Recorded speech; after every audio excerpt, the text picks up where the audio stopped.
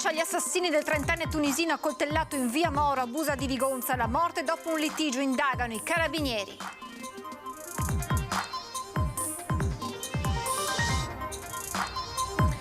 E sono sotto shock i residenti del quartiere di Busa di Vigonza. Qui dicono: vivevamo bene, adesso abbiamo paura ad uscire di sera, tanti gli stranieri che girano. Gli rubano il portafoglio, insegui i ladri, viene trascinato dall'auto in fuga. A raccontare la sua esperienza la vittima di Pieve di Soligo. È il secondo furto, racconta, in una settimana. Emergenza furti. Questa sera i cittadini di Monte di Malo sono chiamati a raccolta dal sindaco per fronteggiare l'ondata di criminalità che ha colpito il paese vicentino. 2 aggressioni, una al giorno allo stesso ristoratore, è accaduto nel weekend a Mestre, lungo via Piave. Serve un presidio fisso. La richiesta. La donna nigeriana, caricata sul cofano di una macchina alla Stanga a Padova la scorsa settimana, preannuncia una querela nei confronti dell'automobilista che l'ha trascinata per metri. A Sirena nasce il presidio di Libera. Il suo fondatore Don Ciotti ha parlato davanti ai ragazzi delle scuole. Educare, dice, i giovani a diventare cittadini responsabili, ognuno faccia la propria parte. Buonasera, ben ritrovati con l'edizione regionale dei nostri telegiornali. Questi titoli di stasera, ma apriamo con il sondaggio che affronta uno dei temi di questi ultimi giorni, di queste ultime settimane, ovvero l'emergenza migranti. Avete ancora fiducia nella Meloni? Questo il quesito. Se la risposta è sì, il numero 0422 16 26691, 0422 16 26690. Se la risposta è no, la chiamata è gratuita all'esito del sondaggio questa sera nel corso di Ring. E ora veniamo alla nostra notizia d'apertura con l'omicidio di Busa di Vigonza nel Padovano. Non si fermano le indagini dei carabinieri per dare un volto agli stranieri che dopo un violento litigio hanno accoltellato e ucciso un trentenne tunisino. E caccia aperta agli assassini del giovane tunisino accoltellato a morte sabato sera intorno alle 20:30 in via Aldo Moro a Busa di Vigonza. Tanti hanno sentito le urla durante la violenta lite, testimonianze raccolte dagli inquirenti, ma i volti potrebbero essere stati ripresi dalle numerose telecamere di videosorveglianza presenti in zona. Ferito a morte si è accasciato qui Ben Amer Marouen in questa area verde di via Aldo Moro. Dopo il litigio ha percorso una decina di metri. Sull'asfalto sono ancora visibili le tracce di sangue. Prima un litigio violento, poi le coltellate, da una parte il tunisino di 30 anni, qui con 2 connazionali, dall'altro un altro gruppo di stranieri, 3, forse 4 persone. Pochi minuti sono bastati perché sabato sera quest'area residenziale si trasformasse nel teatro di una tragedia. Una violenta coltellata ha reciso l'aorta femorale del trentenne che morirà poco dopo l'arrivo in ospedale. Quali siano i motivi di tanta violenza lo stabiliranno le indagini condotte dai carabinieri che per ora non escludono alcuna pista, compreso il regolamento di conti. Clandestino in Italia, Ben Amer Marouen era stato controllato e poi espulso per la prima volta nel 2020. Non risulterebbero per ora altri precedenti a suo carico. Di sicuro molti gli stranieri che girano soprattutto la sera, come precisa il sindaco di Vigonza Gianmaria Boscaro. In quell'area era già iniziata la settimana scorsa un'operazione antidegrado che aveva portato all'arresto di uno spacciatore e allo sgombero di un edificio in cui erano inseriti dei cittadini irregolari. Un'operazione della questura con i vigili del fuoco a cui si era unita un'operazione parallela da parte della nostra polizia locale. Per noi la sicurezza del quartiere di Busa è fondamentale e continueremo in questa opera antidegrado e a favore della legalità. Solo a metà mattinata i segni sull'asfalto del marciapiede scompaiono. Poco prima una mano pietosa aveva lasciato un segno di dolore per la morte del trentenne. 4 rose bianche con 2 biglietti e un orsetto di peluche. Qui si viveva bene, non è più il nostro quartiere. Questo è quello che raccontano i residenti di via Moro a Busa di Vigonza, ancora sotto shock. Com'è questa zona? Una zona tranquilla, non mai stati problemi qua e là, di giorno. Poi di sera non si sa, perché di sera stiamo un po' a casa anche, ma di solito non è mai successo niente qua. La preoccupa questo omicidio alle 8:30 di sera? Beh, insomma, un po' sì, anche perché siamo in una zona piena di questi personaggi a Padova ce ne sono un'infinità, vengono fuori, vengono per i paesi, non so se spacciano o no, perciò è un fatto molto preoccupante. No, io abito là, ma non ho sentito niente, mi sono accorta ieri mattina perché sono andata alla messa e ho visto che c'erano i carabinieri con le transenne, ma no, non so niente, non ho visto niente, signora. Ma è impaurita, tutte le macchie di sangue ancora che ci sono. Cosa vuole qua? Bisogna, oramai più che conviviamo con questa delinquenza che c'è. Cosa vuole fare?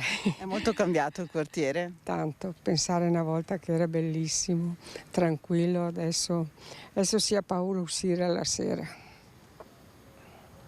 Va bene, chissà che facciano qualcosa, tanto che mettano più luci, perché qua la sera è buio, c'è quelle luci lì, ma mi sembrano luci che facciano più luce in modo che ci si veda bene. Trascinato dall'auto dei ladri dopo averli rincorsi, a raccontare la sua esperienza è la vittima, un giovane papà di Pieve di Soligo, siamo in provincia di Treviso. I fatti sono avvenuti in un cantiere del paese trevigiano, l'uomo dice è il secondo furto subito in una settimana. Io ho cercato di bloccarlo, lui aveva il finestrino aperto, quindi sono riuscito a inserire il braccio con l'intenzione di bloccarli sperando non partissero. Loro invece hanno comunque messo in movimento l'auto, tra l'altro in senso opposto a quello di marcia, perché questo qui è un senso unico, anche sono partiti nella direzione del centro di Pieve e io ho lasciato subito la presa per non farmi troppo male. Botta al ginocchio, un polso un po' dolorante. È stato trascinato da una Dacia bianca per alcuni metri Alessandro De Coppi, giovane papà di Soligo che sabato mattina stava lavorando in questo cantiere di Pieve tra via Mussa Alta e via Carlo Conte. Sono da poco passate le 10 quando Alessandro vede un uomo armeggiare nel piccolo container adibito a spogliatoio dove il solighese custodiva il suo portafogli. Lì ho capito, ho realizzato che qualcosa non andava. Lui mi ha visto, ha iniziato a aumentare il passo, io ho corso, l'ho inseguito. Qui fuori c'era un'auto che lo stava aspettando, lui è riuscito a salire, io l'ho raggiunto. Seguono attimi concitati quando Alessandro molla la presa, la prontezza di chiamare subito i carabinieri di Vittorio Veneto e dare loro la targa. Questione di poco, i militari riescono a rintracciare la Dacia in un vigneto zona Conegliano. Oltre al ladro, un 53enne di Farra di Soligo con precedenti, c'è anche la complice conducente, una donna 43enne coneglianese. Si stavano preparando una siringa per assumere dello stupefacente. Nell'abitacolo vengono recuperati la Poste Pay e del contante, non il portafogli di cui si erano sbarazzati in zona Refrontolo. Sono stato fortunato perché ho recuperato il portafoglio grazie a dei ciclisti che passando dalle parti delle Mire, Tripolitania, quella zona lì, lo hanno trovato per terra, lo hanno consegnato a un'osteria che c'è lì a Corbanese. I due malviventi si trovano ora ai domiciliari con l'accusa di rapina impropria, mentre De Coppi è già tornato al lavoro. Ringrazia i carabinieri per la tempestività, ma racconta un altro fatto. Hai mai subito furti? Questa settimana, martedì, in un altro cantiere che ho a Conegliano. Cosa è successo? Ci hanno portato via un'attrezzatura e del materiale che avevamo lì, quindi niente, dai, si è conclusa così una settimana non proprio delle migliori, dai. 2 aggressioni, una al giorno ai danni dello stesso ristoratore. È accaduto nel weekend a Mestre lungo via Piave e ora la richiesta è chiara, serve un presidio fisso. Doppia violenta aggressione, una al giorno e ai danni dello stesso ristoratore, nelle cui colluttazioni a finire in ospedale con mezzo viso tumefatto per le cure del caso questo secondo ristoratore di origine cinese intervenuto in soccorso del primo. È accaduto nel weekend appena trascorso a Mestre, in via Piave, quando, prima sabato e poi domenica, sempre nel pomeriggio, Ernesto Rosapepe è stato barbaramente aggredito e preso a pugni e sberle in faccia nel suo locale nel corso di una rapina impropria e di molestie alle clienti sedute al bar. 2 distinti episodi con protagonisti, 2 differenti extracomunitari di origine africana, poi fuggiti, uno dei quali è stato però fotografato dai passanti. Eccolo, il racconto di quei momenti di follia narrati in prima persona dall'aggredito mentre ripercorre gli istanti della rapina. E prende la cassetta del Covid-19 che raccogliamo questi spiccioli che vanno per i bambini poveri o non so per chi. Comunque lui la prende, io mi alzo subito, ero seduto proprio davanti a lui, mi alzo e lo blocco. E gli cade la cassetta per terra, mi tira uno schiaffo e scappa. Sabato l'aggressione più violenta. Lui entra, va direttamente da questa ragazza turista che stava mangiando, più o meno 20 anni, e la tocca alle spalle e gli dice dammi dei soldi. A quel punto intervengo subito. Intervenendo lo spintono un po' per allontanarlo dalla ragazza, lui mi dà il primo pugno in faccia e dico va bene, siccome non mi ha fatto male, dico guarda va bene, ti ho toccato, però adesso vai fuori. E siamo là. Lui fa finta di andare fuori, si rigira di scatto e me ne dà un altro. Testimone di una delle aggressioni del weekend anche Giampaolo Conte, amministratore della pagina Facebook Eroe del quartiere Piave, in cui denuncia costantemente gli episodi criminali dell'area in cui vive. La sua proposta sulla sicurezza. Qui in via Piave, polizia, carabinieri, soprattutto anche i carabinieri circolano continuamente, la polizia locale, la guardia di finanza. Ma non basta. Probabilmente non basta, qui ci vorrà forse un presidio fisso. Questa sera i cittadini di Monte di Malo sono chiamati a raccolta dal sindaco per fronteggiare l'ondata di criminalità che ha colpito il paese vicentino. Tutti insieme, uniti contro la criminalità. A Monte di Malo la comunità si compatta e il sindaco chiama a raccolta tutti i cittadini di buona volontà per affrontare l'ondata di furti che ha colpito il paese. L'appuntamento è lanciato per questa sera nella scuola media di Via Europa. Ci riuniremo come comunità per cercare di dare una mano alle forze dell'ordine in quello che definirei un controllo di vicinato spinto, cercando di settorializzare il nostro territorio, mappandolo e riuscendo a coprirne ogni angolo. All'appuntamento con i cittadini parteciperanno anche i rappresentanti delle forze dell'ordine, Polizia di Stato, Carabinieri, Guardia di Finanza. Obiettivo: organizzare i controlli del territorio con i cittadini che dovranno, in caso di situazioni sospette, allertare le autorità competenti secondo le linee e i criteri previsti nel protocollo stipulato dalla Prefettura. Il sindaco riceve sollecitazioni da parte della propria collettività e questo è il motivo per il quale lui ha sentito il dovere anche di rappresentare ai cittadini quello che sta accadendo nel suo comune. Intanto però le forze dell'ordine hanno già alzato i livelli dei controlli, intensificando i pattugliamenti nella zona di Monte di Malo. Ovviamente adesso si intensificherà con mirati servizi proprio finalizzati all'individuazione degli autori dei reati. E proprio nell'ambito del potenziamento dei controlli, i carabinieri hanno impiegato diverse pattuglie per vigilare il centro storico di Monte di Malo, ma anche di Schio, con 216 persone identificate e 184 veicoli controllati. Ringrazio il prefetto, il questore, il comando dei carabinieri che negli ultimi giorni hanno intensificato i controlli e stanno pattugliando Monte di Malo a tappeto. Questo ci consentirà, a mio avviso, di avere dei buoni risultati e mi auguro di ritornare a vivere le nostre abitazioni come le abbiamo sempre vissute. La vicenda della donna nigeriana caricata sul cofano di un'auto la scorsa settimana alla Stanga a Padova, ebbene preannuncia una querela nei confronti dell'automobilista che l'ha trascinata per metri.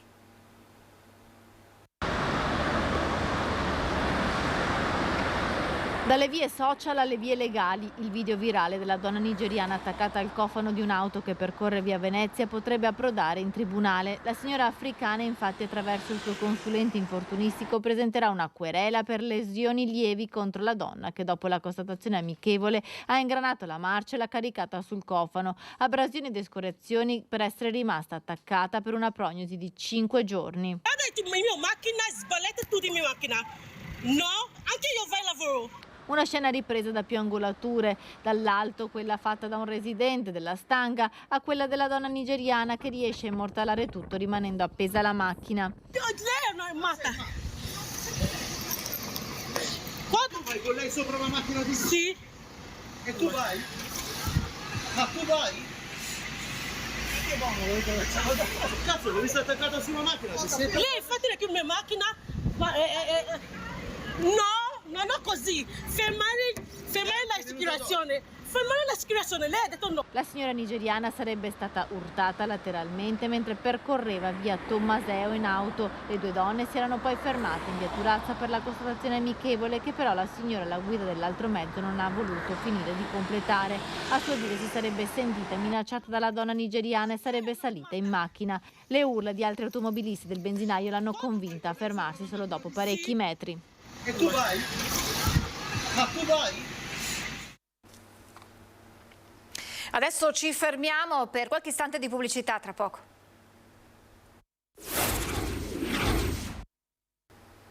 Rieccoci in diretta. A Silea nasce il presidio di Libera contro le mafie. Più di 300 persone tra cittadini e ragazzi delle scuole medie per il fondatore di Libera, Don Luigi Ciotti. La legalità, ha detto, passa attraverso l'educazione. Ognuno deve fare la propria parte.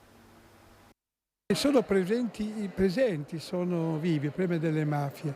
Ce lo ricorda anche il procuratore della direzione distrettuale di questo ampio territorio, che dice con chiarezza che c'è una presenza criminale non indifferente, ma che denuncia anche in modo corretto, attento, puntuale l'insufficienza di un ruolo della società civile. Legalità, giustizia, libertà e responsabilità sono i temi affrontati nel lungo discorso tenuto ai ragazzi di terza media e ai cittadini di Silea all'auditorium parrocchiale per la nascita del presidio di Libera, associazione di promozione sociale contro le mafie. Presidio che nasce grazie alla stretta sinergia che lega il comune e l'istituto comprensivo, a pochi giorni dal sequestro di ben 58 kg di droga proprio nel comune di Silea. I fatti di cronaca che ci hanno colpito con questo rinvenimento di una base logistica della droga proprio qui a Silea ci dicono che dobbiamo lavorare fortemente, quindi questo patto di presidio che è suggellato nel migliore dei modi con la presenza di Don Luigi Ciotti, che è un testimone di vita della lotta alla criminalità, alle mafie, ci dice che è davvero importante lavorare anche con l'attenzione e la responsabilità di tutti i cittadini. Educazione alla legalità che nel comune inizia già dai primi anni delle scuole. Abbiamo costruito questo percorso con un gruppo di cittadini, era un obiettivo che l'amministrazione si era data, quella di aumentare la consapevolezza sul fenomeno mafioso. Libera, i presidi di Libera hanno questo compito territoriale, per cui il fatto di aver raggiunto l'obiettivo, che in realtà non è una tappa di arrivo ma un punto di partenza, ci rende particolarmente orgogliosi. Secondo noi la democrazia è un po' a rischio. Non è data per scontata e va difesa ogni giorno, e quindi sviluppare un profondo senso di appartenenza allo Stato da parte di tutti i cittadini è il primo passo per poter costruire educazione alla legalità permanente. Democrazia e legalità che, come ricorda Don Ciotti, sono sancite già dalla Costituzione. Abbiamo un testo importante che deve essere però vissuto, tradotto nella concretezza, che è la Costituzione italiana. Io dico che sempre il primo vero testo antimafia venisse applicato fino in fondo, perché lì ci sono le regole, i paletti, le strade, i percorsi per affrontare tutti questi mali, per affermare la positività dei nostri percorsi. È davvero tutto, vi lascio le previsioni del tempo, grazie per essere stati con noi e buona serata.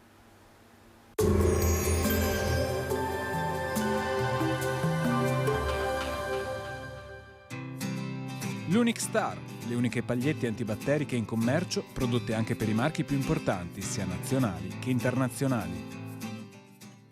Benvenuti al Meteo, previsioni per martedì 19 settembre. Sul Veneto tempo variabile fino al mattino, a tratti instabile specie sui rilievi, con annuvolamenti irregolari che si alterneranno a schiarite. Calo della nuvolosità e tempo più stabile nel pomeriggio in pianura. Possibili precipitazioni nelle prime ore della giornata sui settori montani e centro-settentrionali della pianura, dove sarà probabile qualche rovescio o locale temporale. Temperature in lieve diminuzione, minime comprese tra i 19 e i 21 gradi, massime dai 24 ai 29 gradi. Sul Friuli Venezia Giulia si prevede una giornata caratterizzata dall'instabilità. Al mattino su tutte le zone saranno probabili piogge anche abbondanti e temporalesche. Localmente i temporali potranno essere anche forti con piogge intense, specie sulle zone interne della pianura e sulla zona montana. Miglioramenti attesi a partire dalla seconda parte della giornata. Temperature minime comprese tra i 19 e i 22 gradi, massime tra i 25 e i 27 gradi. Sul Trentino Alto Adige si attendono fenomeni residui al primo mattino, poi giornata variabile con possibilità di alcuni isolati rovesci nuovamente nel corso del pomeriggio. Temperature minime tra i 18 e i 19 gradi, massime oscillanti tra i 27 e i 29 gradi. Dal meteo è tutto, arrivederci.